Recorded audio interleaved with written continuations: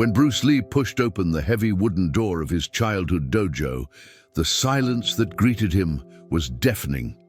The man who had conquered Hollywood, revolutionized martial arts, and inspired millions around the world stood frozen in the doorway, staring at what remained of the place that had shaped his destiny. Dust particles danced in the afternoon sunlight that streamed through cracked windows, illuminating empty spaces where training equipment once stood.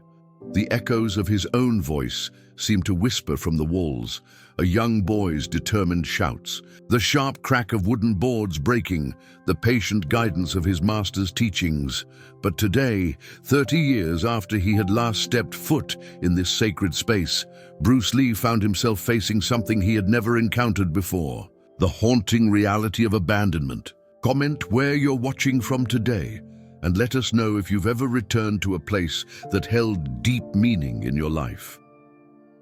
The San Francisco Chinatown Dojo sat nestled between Aurora Griffin's herb shop and Aria Hawkins's family restaurant. Its narrow storefront, barely noticeable to tourists who hurried past in search of more obvious attractions. The building itself seemed to lean slightly, as if weighed down by decades of memories and the countless students who had climbed its worn wooden stairs.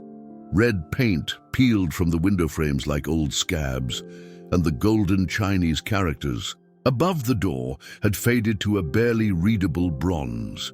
Inside, the polished wooden floors that Bruce remembered gleaming under fluorescent lights were now dulled with a thick layer of neglect. The mirrors that had once reflected his lightning-fast movements were spiderwebbed with cracks, creating fractured images of the man who now stood before them. Training bags that had once hung heavy and ready for punishment now lay deflated, in corners like sleeping giants.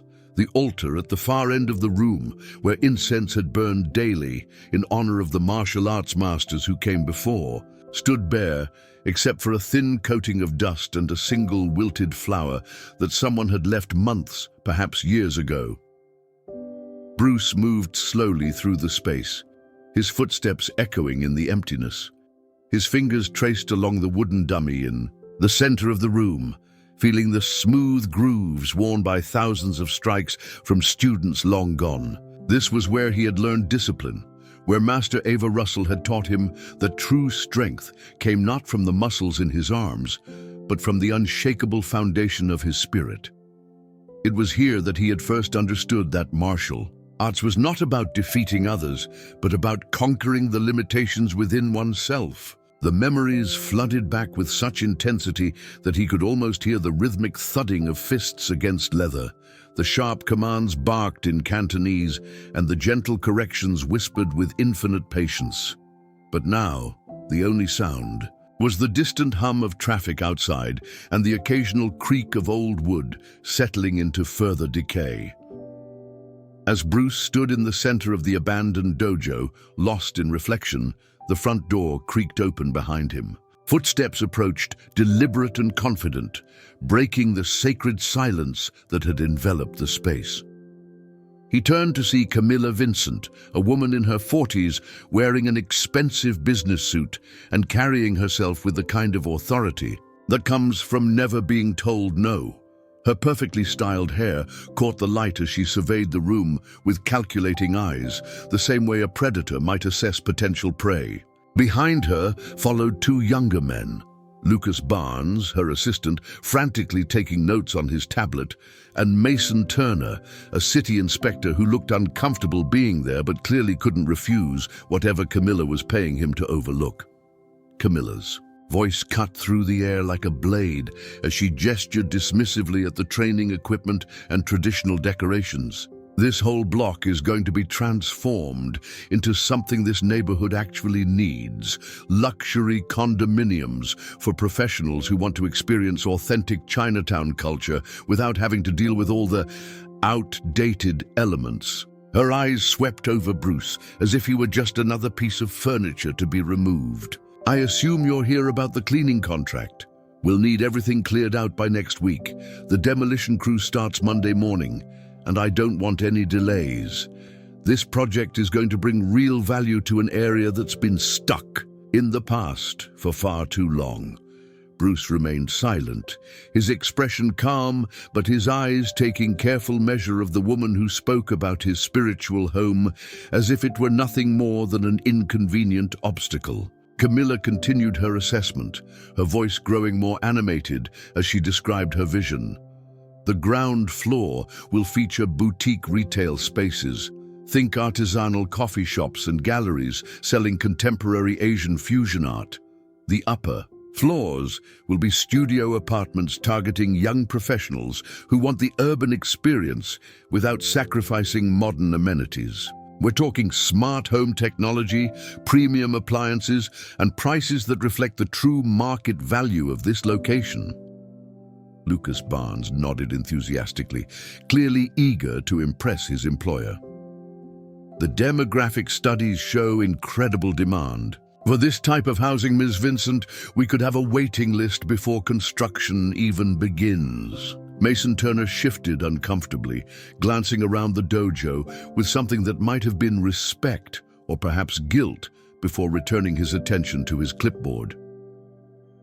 Camilla walked to the center of the room, her heels clicking against the wooden floor with sharp, staccato beats. The problem with places like this, she said, gesturing broadly at the traditional decorations and training equipment, is that they represent a mindset that holds communities back. People get too attached to traditions that don't generate real economic value. This dojo has been closed for years. Clearly, there's no market for whatever used to happen here. The responsible thing to do is replace it with something that actually serves the needs of modern residents. As she spoke, her voice carried the confidence of someone who had never been challenged, who had built a career on convincing others that progress meant erasing the past.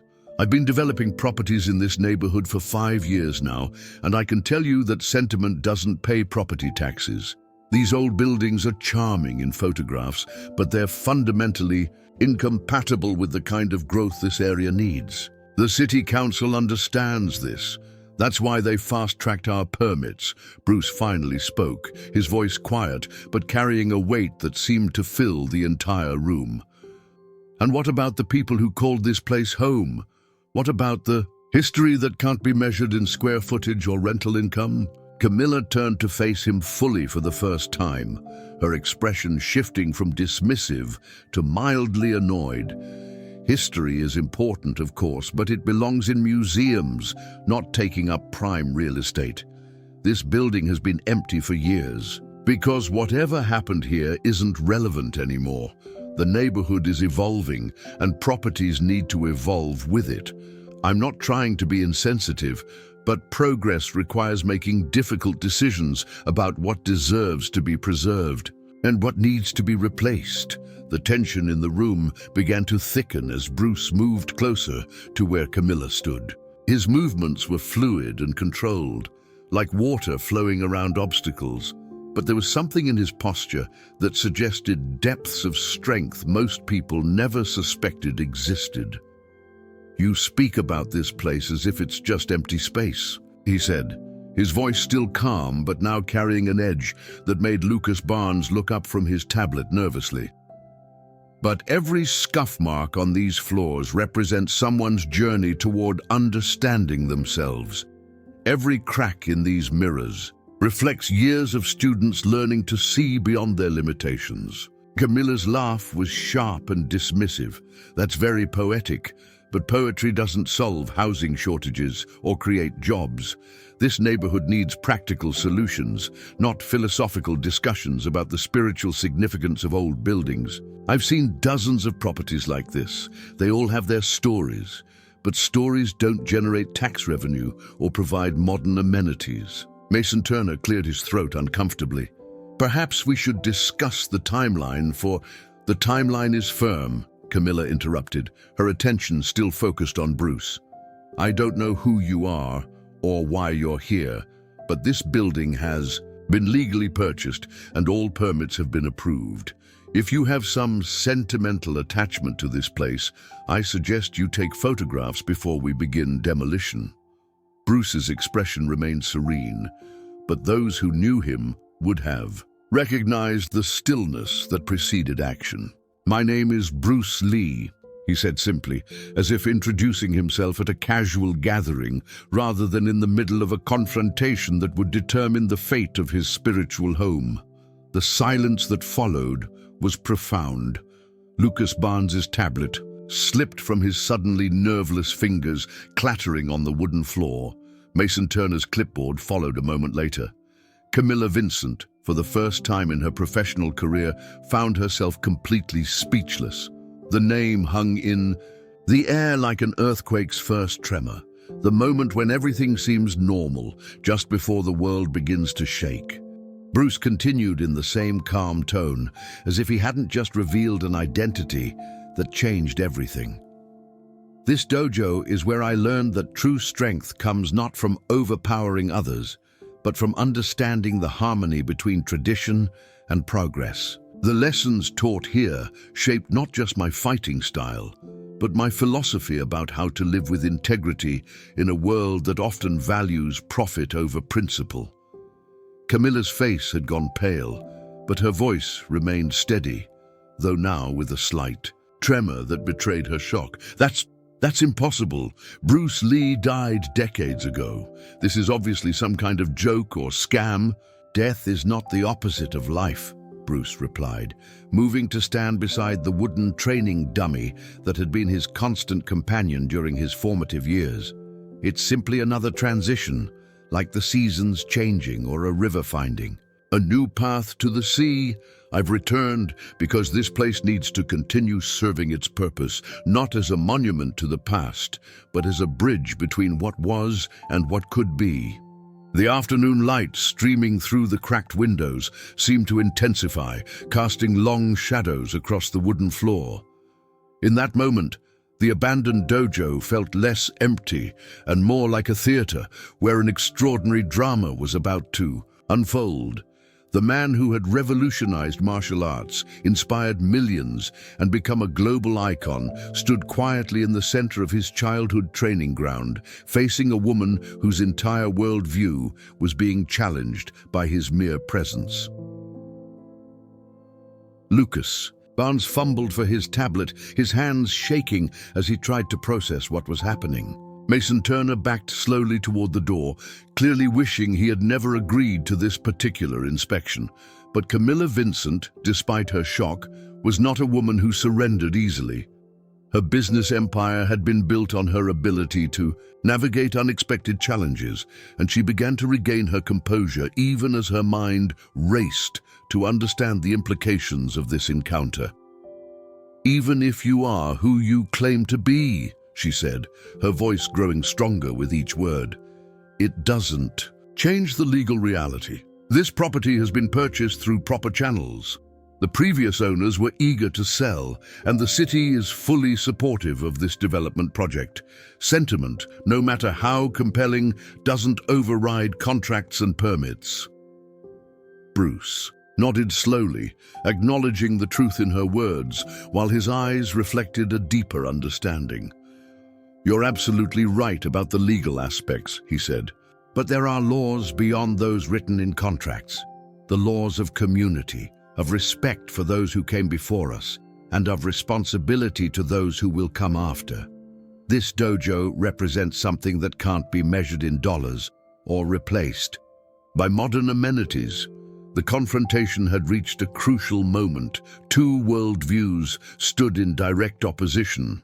One that saw progress as the replacement of the old with the new, and another that understood progress as the evolution of timeless principles into new forms. The empty dojo waited, its silence pregnant with possibilities, as the man who had spent his life teaching others to find strength within themselves prepared to fight the most important battle of his return to the world of the living. As the afternoon sun began to sink lower in the sky, casting longer shadows through the cracked windows, the stage was set for a conflict that would determine not just the fate of an abandoned building, but the soul of a community caught between preserving its heritage and embracing its future. The revelation of Bruce Lee's identity hung in the air like incense smoke, thick and impossible to ignore. Camilla Vincent's mind raced through possibilities. Elaborate hoax, delusional impersonator, or something far more extraordinary that her rational business mind refused to accept. She had built her fortune on reading people, on knowing when someone was bluffing or when they held cards that could destroy her carefully laid plans. But the man standing before her possessed a presence that defied easy categorization. His stillness was not passive but active, like a coiled spring that contained infinite potential energy. The way he moved, the cadence of his speech, even the philosophical depth of his words, everything aligned with the legends she had heard about the martial arts icon who had died before she was born. Lucas Barnes remained frozen near the doorway, his tablet forgotten on the floor, his mouth slightly open as he stared at the figure who had just claimed to be one of the most famous people in the world. Mason Turner had retreated to the corner, clearly wanting to escape this situation that had moved far beyond a routine property inspection. The city inspector kept glancing between Bruce and Camilla as if watching a tennis match where the stakes were higher than he could comprehend. The afternoon light continued to stream through the damaged windows, creating patterns on the wooden floor that seemed to shift and dance around the four people locked in this surreal confrontation. Bruce moved with fluid grace to one of the cracked mirrors, studying his reflection with the same intensity he had once brought to perfecting his techniques. The face that looked back at him was unchanged from his prime. No gray hair, no lines of age, no signs of the decades that had passed since his supposed death. Time moves differently for those who understand that existence transcends physical form, he said, more to himself than to the others in the room. But the lessons learned in this place remain as sharp as the day I first grasped them. Camilla found her voice, though it carried less of its earlier confidence. Let's assume for a moment that you are who you claim to be. That still doesn't give you any legal standing to interfere with this development. The previous owners of this building were eager to sell. They contacted my company specifically because they wanted to see their property put to productive use rather than continuing to deteriorate. And who were these previous owners? Bruce asked, turning from the mirror to face her directly. His question was simple, but something in his tone suggested he already knew the answer would reveal more than Camilla intended. Lucas Barnes scrambled to retrieve his tablet, swiping frantically through files as he searched for the information. The property was owned by the estate of Master Ava Russell, he read nervously. She died 3 years ago, and her remaining family members decided to liquidate her assets rather than maintain properties they couldn't personally manage. Bruce's expression grew thoughtful, and for a moment, a shadow of genuine sadness crossed his features. Master Russell was 93 when she passed, he said quietly. She dedicated her entire life to preserving the teachings that this dojo represented.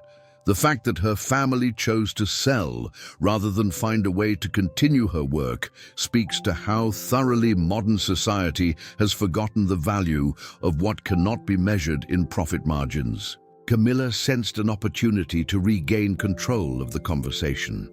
Exactly my point, she said, her confidence returning.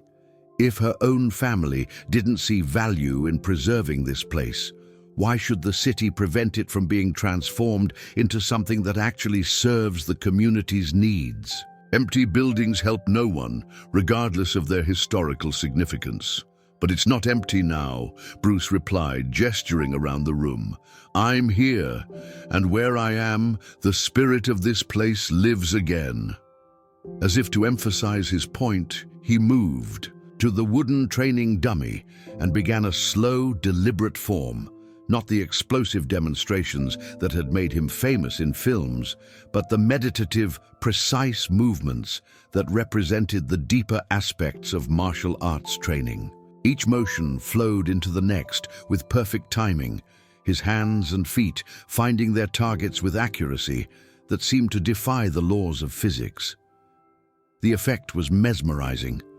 Even Camilla, despite her skepticism and her determination to proceed, with demolition, found herself drawn into the rhythm of his movements.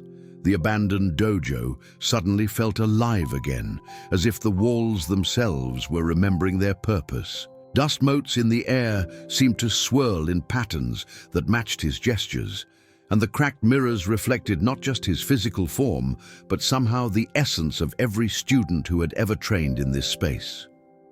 Mason Turner whispered to Lucas, "Barnes, I've seen footage of Bruce Lee training. That's exactly how he moved, like he was conducting an orchestra that only he could hear."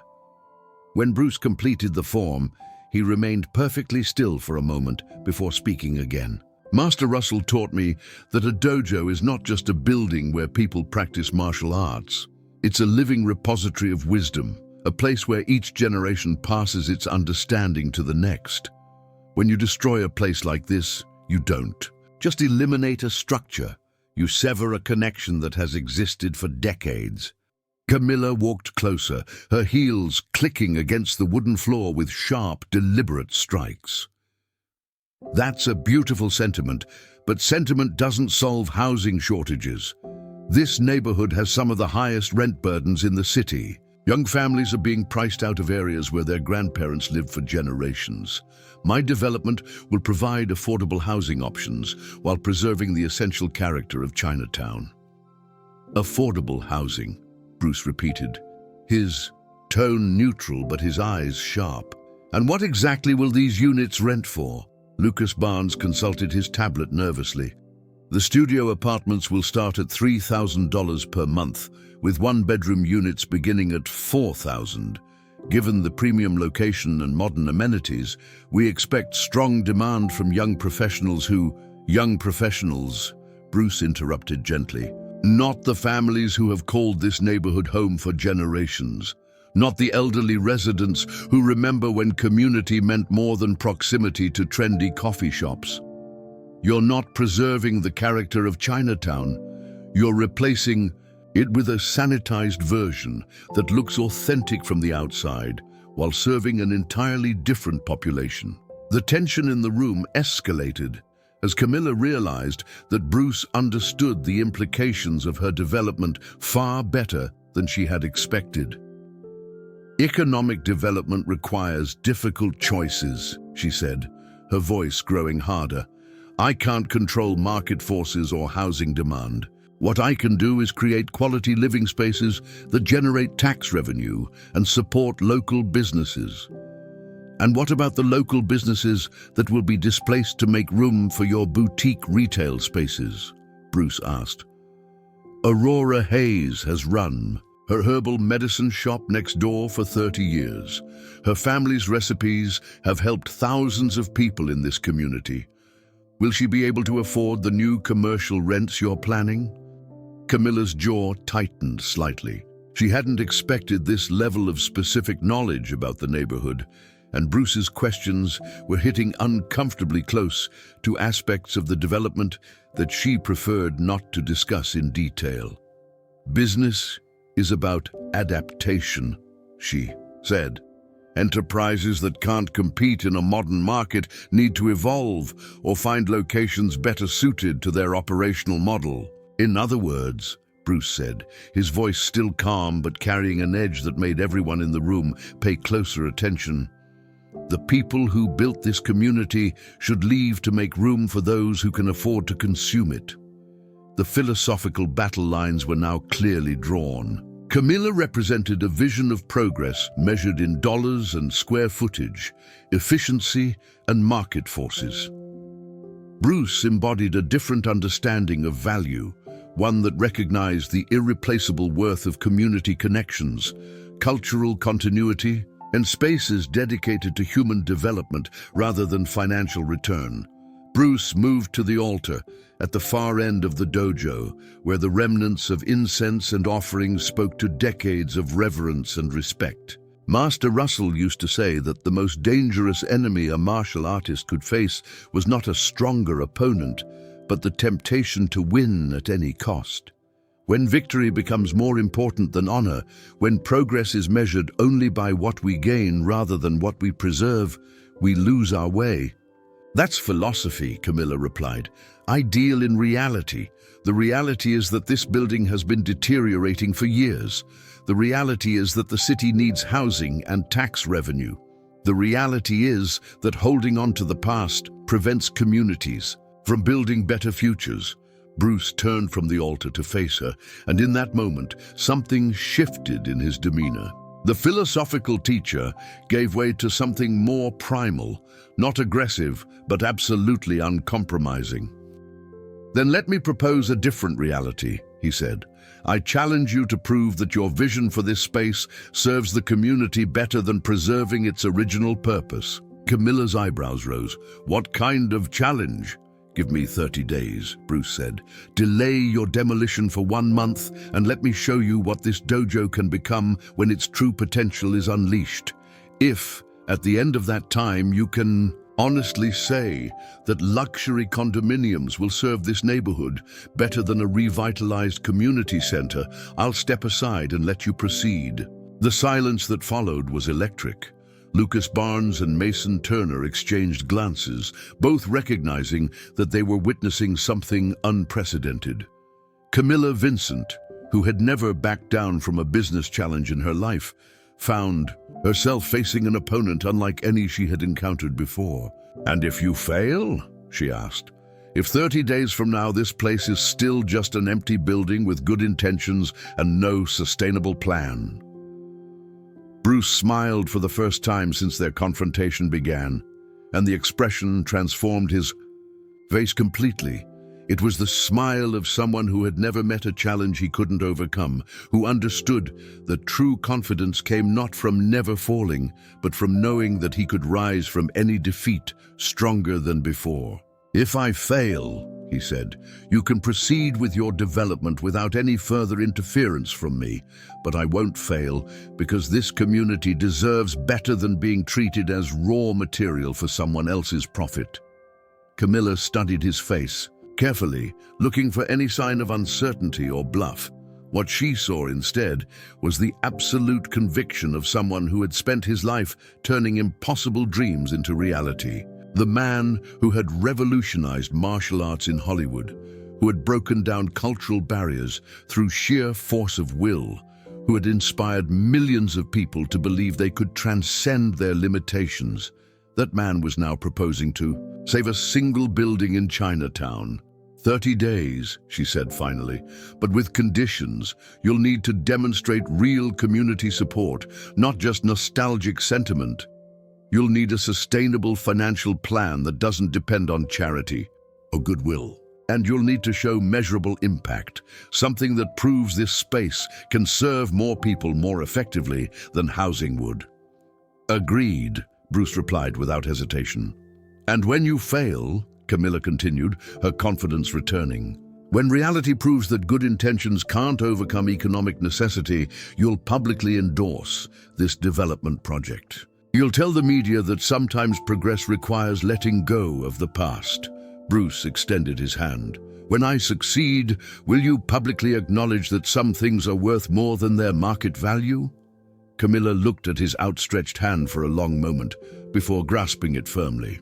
When you fail, Mr. Lee, if that's really who you are, you'll learn that the world has changed since your time. Business is not a martial arts movie where determination always triumphs over practical limitations. As their hands met, both Lucas, Barnes and Mason Turner felt as if they were witnessing the opening moments of a conflict that would resonate far beyond the walls of an abandoned dojo. The challenge had been issued and accepted.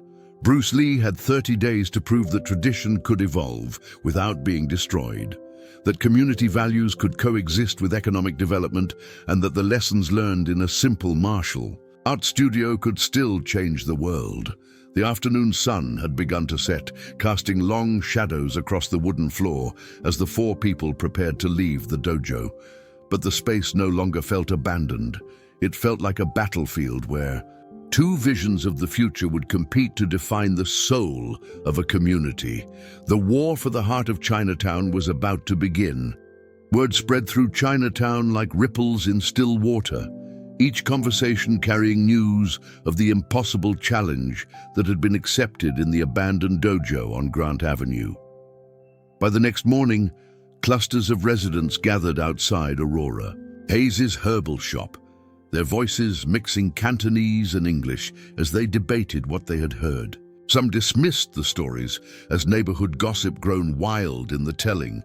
Others remembered the legends their grandparents had shared about the young man who had trained in Master Russell's dojo before conquering Hollywood and changing the world's perception of Asian martial arts. Bruce stood in the early morning light, streaming through the dojo's front windows, surveying the monumental task ahead of him. The space that had seemed haunted by memories the day before now hummed with potential. But potential meant nothing without action, and he had less than 30 days to transform an abandoned building into something that could justify its preservation.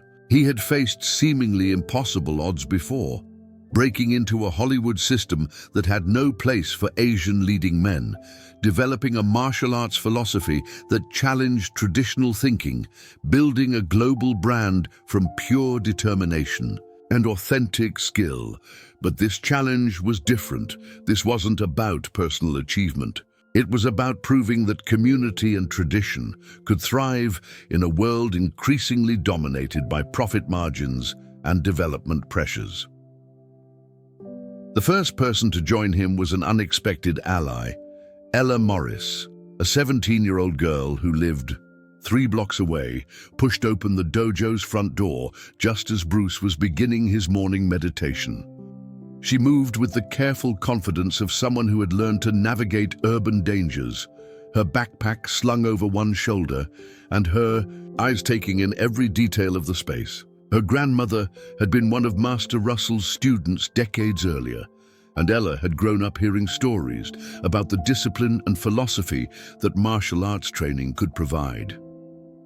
"My grandmother said you were the real deal," Ella said, without preamble, setting her backpack down near the entrance.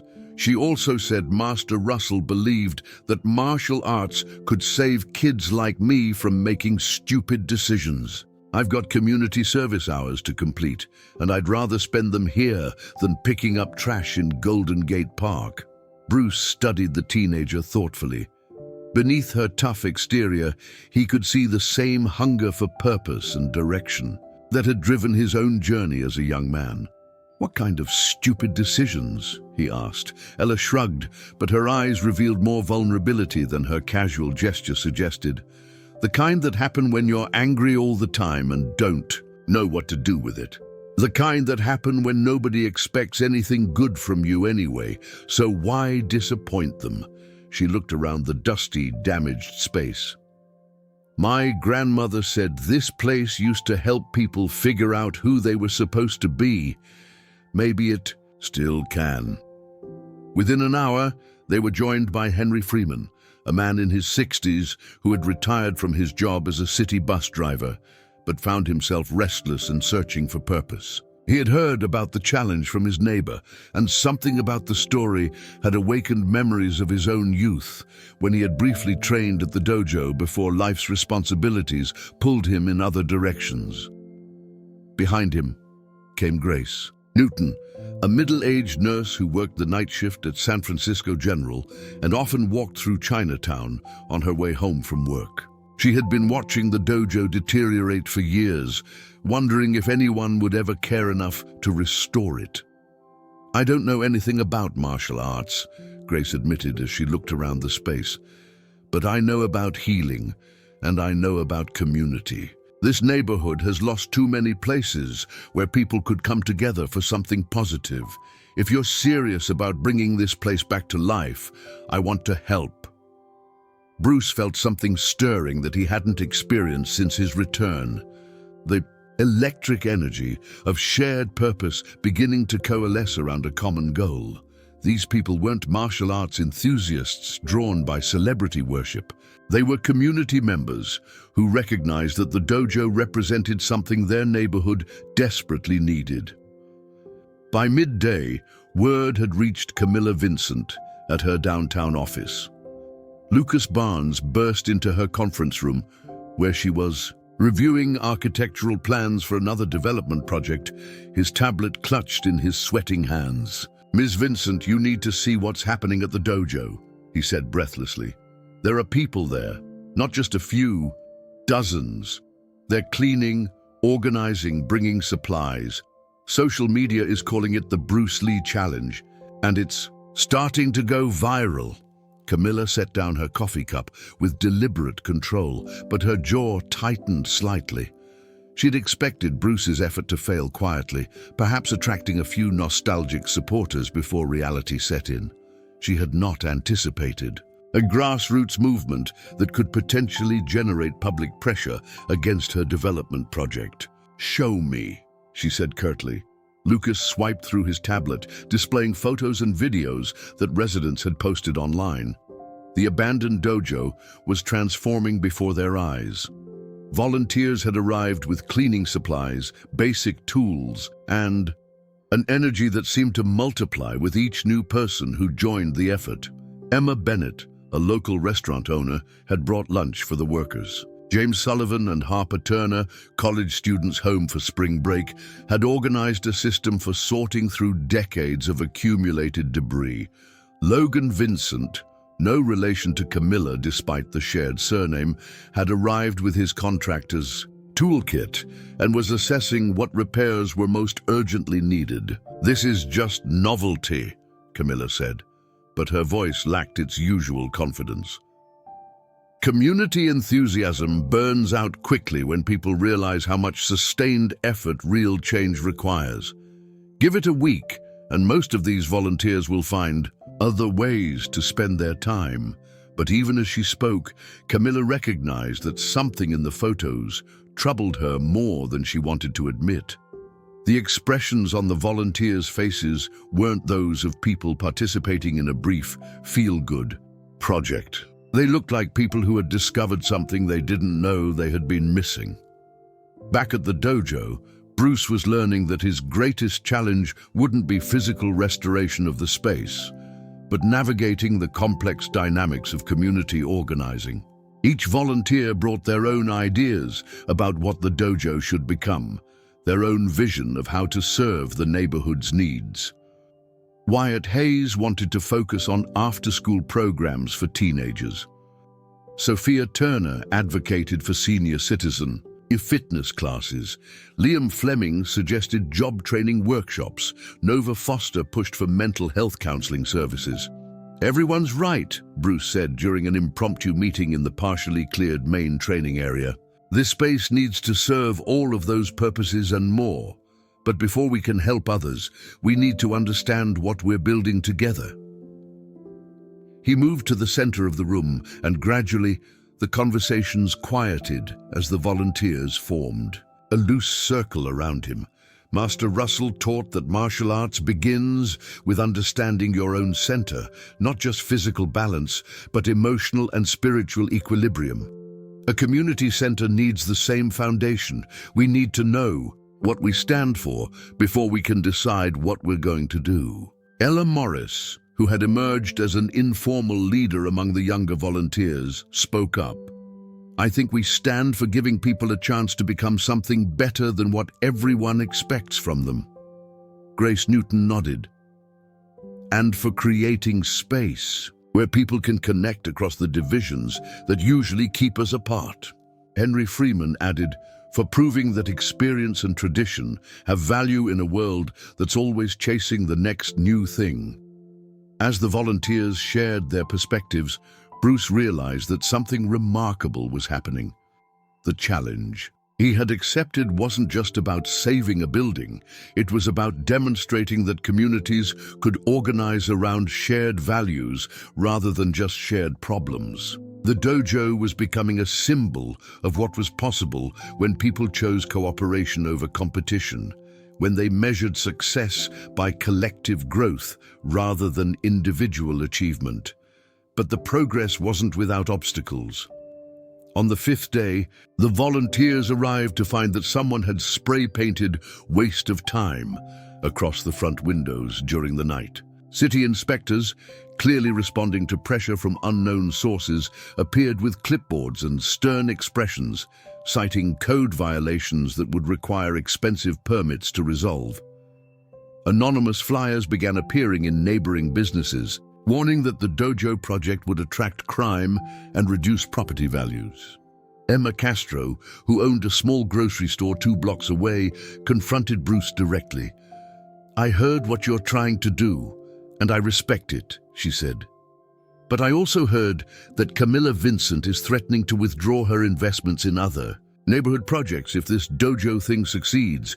My store depends on foot traffic from her developments. I can't afford to support something that might hurt my business." Bruce listened carefully to her concerns, recognizing that the challenge he faced was more complex than simply demonstrating community support. Camilla Vincent wielded economic influence that extended far beyond the single building they were fighting over. She could make life difficult for anyone who opposed her plans, and that reality created a climate of fear that undermined authentic community organizing. "What if I told you that the dojo's success could actually bring more customers to your store?" Bruce asked. "What if instead of competing with development, we could show that preservation and progress can support each other?" Emma looked skeptical. "How?" Bruce smiled, and for the first time since accepting Camilla's challenge, he felt the familiar surge of confidence that came when a seemingly impossible problem revealed its solution. "By proving that community spaces generate more economic activity than luxury housing, by demonstrating that people will travel across the city to participate in something authentic rather than consume something artificial." That evening, as the volunteers cleaned up for the day, Bruce stood alone in the dojo, reflecting on the week's progress. The space was beginning to look functional again. Floors swept, windows cleaned, basic repairs completed. But more importantly, something intangible was taking shape. The volunteers were no longer just individuals contributing labor. They were becoming a community united around a shared vision. His meditation was interrupted by the arrival of an unexpected visitor. Master Lillian Griffin, who had been Ava Russell's senior student and had inherited much of her teacher's wisdom, stepped through the front door with the careful grace of someone whose body showed age, but whose spirit remained undiminished. "I heard what you're attempting here," she said, her voice carrying the authority of someone who had spent decades helping others find their way. Ava would have been proud to see her dojo serving the community again. But she also would have warned you that the real test isn't whether you can gather volunteers or clean up a building. The real test is whether you can sustain this energy when the initial excitement fades and the work becomes routine. Bruce bowed respectfully. "What do you suggest?"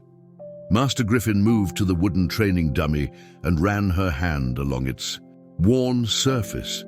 Ava used to say that a teacher's greatest responsibility wasn't to show students what they could become, but to help them discover what they already were. If this place is going to survive, it needs to become essential to people's lives, not just a nice addition, but something they can't imagine living without. As Bruce considered her words, he realized that the next phase of his challenge would require moving beyond restoration to transformation. The dojo needed to become more than a symbol of preserved tradition. It needed to become a living demonstration of how ancient wisdom could address modern problems. The clock was ticking, and Camilla Vincent was undoubtedly planning her next move. But for the first time since accepting her challenge, Bruce felt certain that the community gathering around this abandoned building possessed everything necessary to change not just their own lives, but the entire neighborhood's understanding of what progress could mean. The battle for the dojo's future was entering its most crucial phase, where good intentions would either crystallize into lasting change or dissolve under the pressure of practical reality. 3 weeks into the 30-day challenge, the dojo had become something unprecedented in Chinatown, a space where ancient wisdom and modern community organizing merged into a powerful force for neighborhood transformation. What had begun as a simple restoration project had evolved into a living laboratory where residents experimented with new ways of addressing problems that city officials and social service agencies had struggled with for years. The morning sun now streamed through clean windows onto polished floors where children practiced forms before school, where teenagers learned conflict resolution through martial arts principles, and where elderly residents gathered to share stories and exercise together. Bruce stood in the center of the main training area, watching as Harper Fleming led a group of middle school students through basic Tai Chi movements. The 12-year-old had initially come to the dojo because her older brother Ethan Fleming had been getting into fights at school, and their mother hoped martial arts training might help him channel his anger more constructively. But Harper had proven to be a natural teacher, possessing an intuitive understanding of how to adapt complex movements for younger children, and an endless patience with students who struggled to find their balance. In the corner of the room, Mason Griffin worked with a group of seniors on chair-based exercises designed to improve flexibility and balance. The retired physical therapist had volunteered after seeing how his neighbor, Aurora Paul, had regained confidence and mobility through the gentle movements practiced at the dojo. What had surprised everyone was how quickly the senior citizens had become some of the program's most dedicated participants and effective advocates. "The thing about getting older," explained Sophia Pina, an 80-year-old woman who had become one of Bruce's most devoted students, "is that society starts treating you like you're fragile, like you can't learn new things or contribute anything valuable. This place reminds us that strength comes in many forms, and wisdom is something you can keep developing until the day you die." The dojo's impact was extending far beyond its walls. Logan Watkins, a social worker who had started attending evening classes, had begun incorporating martial arts principles into his work with at-risk youth. "The kids I work with are used to adults trying to control their behavior through punishment and rewards," he explained to Bruce during a break between sessions. "But when you teach them that real power comes from self-discipline and awareness, they start making different choices because they want to, not because they're afraid of consequences." Local businesses were beginning to notice changes as well. Aurora Hayes reported that foot traffic to her herbal shop had increased significantly since the dojo reopened, as people discovered her store while walking to and from classes. James Morris, who owned a small restaurant 3 blocks away, had started offering discounts to dojo participants, and found that they often brought friends and family members who weren't involved in the martial arts programs. But the transformation wasn't without challenges. Camilla Vincent had escalated her efforts to undermine the project, using her connections with city officials to create bureaucratic obstacles.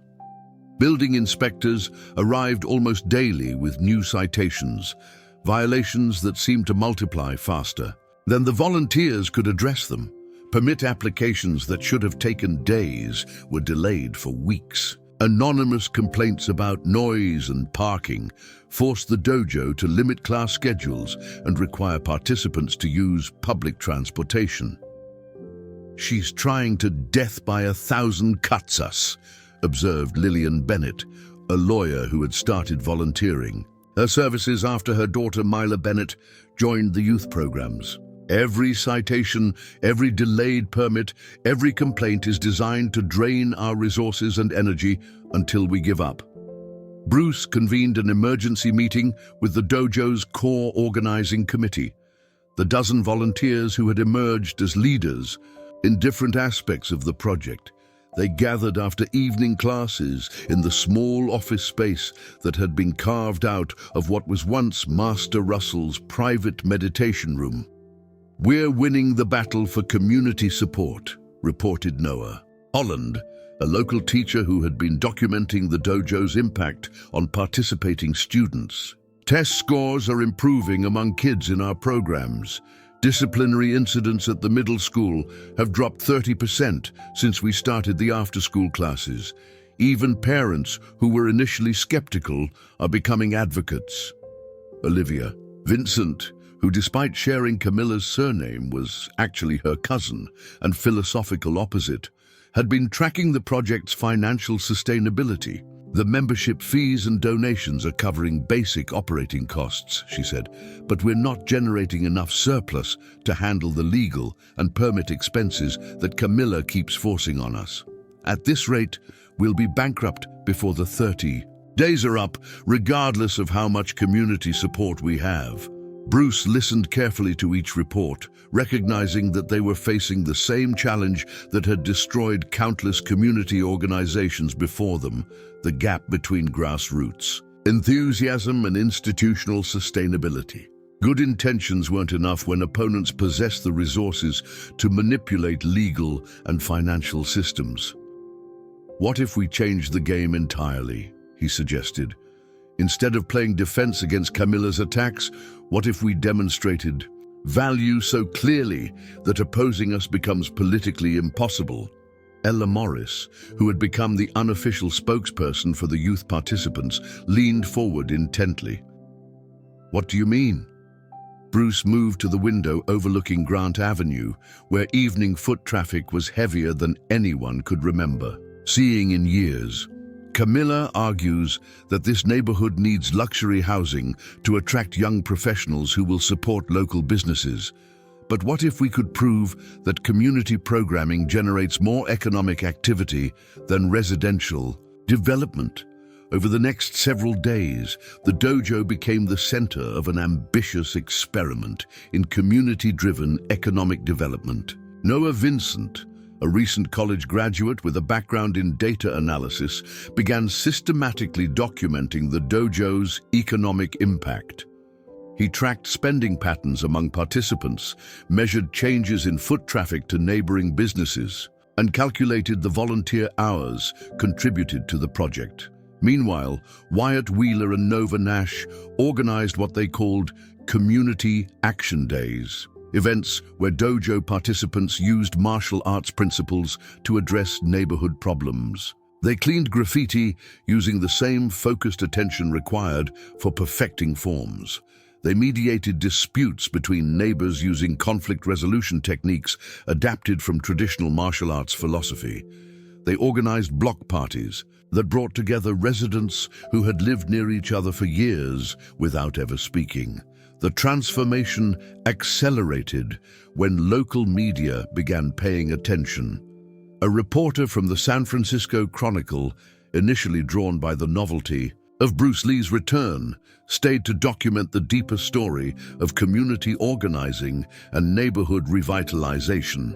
Television news crews followed, capturing footage of children learning discipline and confidence, seniors regaining physical vitality, and adults from different backgrounds working together toward common goals. But the media attention also attracted Camilla Vincent's notice. She arrived at the dojo on a Tuesday morning with a larger entourage than before. Lucas Barnes with his ever-present tablet, Mason Turner looking increasingly uncomfortable with his role in the conflict, and two new figures who radiated the kind of authority that comes from wielding significant political influence. "I'll admit I underestimated you," Camilla said as she surveyed the bustling activity in the main training area. "You've created something genuinely impressive here, but sentiment and good intentions don't override economic reality. This neighborhood needs housing and tax revenue, not feel-good programming that depends on volunteer labor and charity donations." Bruce paused in his instruction of an advanced class to acknowledge her presence. "You're absolutely right about economic reality," he said. "Would you like to see some numbers?" What followed was a presentation that none of them had expected. Noah Vincent, armed with 3 weeks of careful data collection, demonstrated that the dojo was generating more economic activity per square foot than Camilla's proposed residential development. Participants were spending money at local businesses at rates that exceeded typical resident patterns. Property values in the immediate area were rising as the neighborhood's reputation improved. Most significantly, the volunteer hours contributed to the project represented economic value that far exceeded the tax revenue that luxury apartments would have generated. But this is unsustainable, protested one of Camilla's political allies. Volunteer organizations burn out, community enthusiasm fades. You can't build long-term economic development on goodwill and donated labor. Bruce smiled, recognizing the moment when his opponent had inadvertently revealed the weakness in their position. You're assuming that economic value can only be measured in monetary transactions, he said. But what if there are forms of wealth that don't appear on tax rolls or profit statements?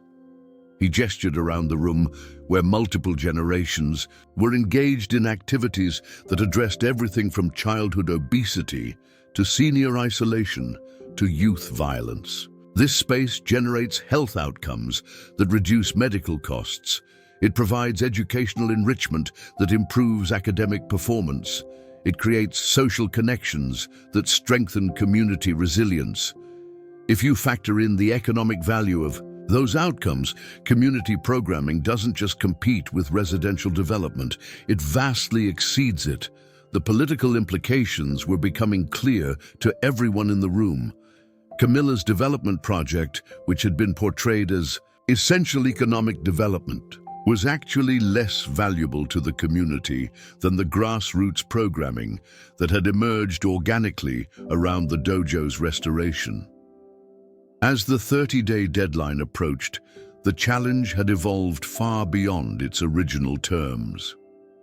What had begun as a contest between preservation and development had become a demonstration of alternative approaches to community building and economic growth. The abandoned dojo was now a thriving community center that served as a model for neighborhood organizations throughout the city. On the final day, as Bruce prepared for Camilla's return and the resolution of their challenge, he reflected on what had been accomplished. The space around him hummed with activity, children practicing forms, teenagers learning leadership skills, adults discovering capabilities they hadn't known they possessed. Master Russell's dojo had not only been preserved, it had been transformed into something that served the community more completely than its founder had ever imagined possible. The battle for the soul of Chinatown was about to reach its conclusion. But Bruce now understood that the real victory had been achieved not through conflict, but through the patient work of building something beautiful and essential in a world that had forgotten the value of both.